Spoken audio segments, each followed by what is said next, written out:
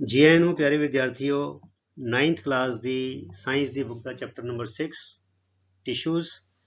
इस चैप्टर के notes we have already finished ते आओ इस चैप्टर के पेज नंबर 69 ते दो इनटेक्स्ट क्वेश्चंस हैगे ने उन्हां दे आंसर्स करिए। So be ready with your notebook and pen to copy down the answers but make sure to practise writing them on your own as well. ते इसी चैनल के उत्ते बच्चों 9th क्लास दी 3 प्लेलिस्ट हो रही हैं। 9th मैथ, दूजी हैगी 9th मैथ नोट्स ते तीसरी हैगी है 9th इंग्लिश। सो तुसी अपनी नीड के मुताबिक अपनी जरूरत के मुताबिक चैनल ते जाके प्लेलिस्ट ते जाके वीडियोस देख सकते हो इंग्लिश और मैथ के भी। सो आओ शुरू करिए। 2 questions on page number 69।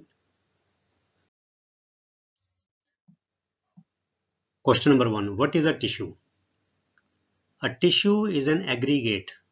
Aggregate भी लिख सकते हो, ग्रुप भी लिख सकते हो। एग्रीगेट थोड़ा ज़्यादा वधिया लगता है, वर्ड टेक्निकल लगता है ना। So a tissue is an aggregate or group of morphologically, atom भी यूज कर सकते हो। मैं थले एक्सप्लेन कर देता है कि what is the meaning of morphology. ठीक है, morphologically similar cells acting together to perform one or more specific functions in an organism. ठीक है, फिर आगे एग्जांपल दे दो। Most animals have following basic tissues, muscle, epidermal, nerve and connective. ਇਹ 4 tissues ਅਸੀਂ पढ़ भी चुके हैं नोट्स ਦੇ ਵਿੱਚ, ਤੁਸੀਂ ਇਸ ਤਰ੍ਹਾਂ ਨਾਲ एग्जांपल दे सकते हो। ठीक है, फिर अभी होर लिख सकते हो। Examples of tissues are blood, muscle, bone, है ना, अपना मसल टिश्यूज लिख दो, ब्लड लिख दो, बोन लिख दो, नर्वस टिश्यू लिख दो, ये सारा इस तरह लिख सकते हो। ठीक है, फिर मॉर्फोलॉजी का मतलब की है a branch of biology that deals with the form and structure of animals and plants. So इसका मतलब हो गया बच्चों की morphological mean structurally similar cells. So morphological थोड़ा वधिया लगता है। I am using these words so that तुहानू जिहड़ी है टर्म्स हैगियां जिहड़ी बायोलॉजिकल टर्म्स इहदे नाल तुहाडी जान पहचान बने।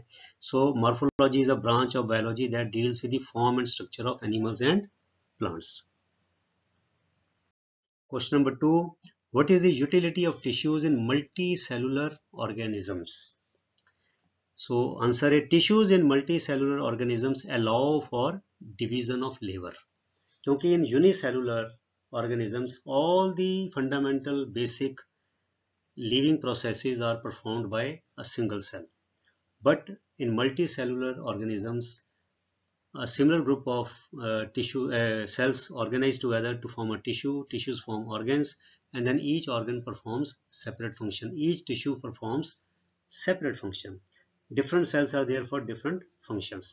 So in tissues in multicellular organisms allow for division of labor. काम दी वंड हो जाती है। ठीक है, it means that a tissue carries out a particular function at a definite place in the body of a multicellular organism। भी हर tissue शरीर के किस अंग विच हैगा, किस हिस्से ते हैगा, किस जगह ते हैगा, वो उस हिसाब नाल उस टाइप का काम करता है, वो दूसरा कोई काम नहीं करेगा। This design and arrangement of tissues gives the highest possible efficiency of function. ਇਹਦਾ मेन पर्पस है। ਇਹਦੇ ਨਾਲ जो परफॉर्मेंस है that becomes very effective and efficient. Tissues also provide structure and strength to the body. जो ढांचा है, ताकत है, वो भी ਇਹਦੇ ਨਾਲ मिलती है। So it gives the division of labor, it makes the functions more efficient, and it provides strength and structure to the body of that organism. So ऐसे बच्चों दो क्वेश्चन सिंपल जे, बड़े बेसिक जे, जिन्होंने ਅਸੀਂ नोट्स ਵਿੱਚ कवर कर चुके हैं। सो अगले वीडियो ਵਿੱਚ अगले क्वेश्चंस ਨੂੰ इसी तरह कंटिन्यू करांगे। तब तक ਲਈ गुड बाय। ਤੁਹਾਡਾ ਸਾਰਿਆਂ ਦਾ ਬਹੁਤ ਬਹੁਤ ਧੰਨਵਾਦ। ਰੱਬ ਰਾਖਾ। Thank you very much.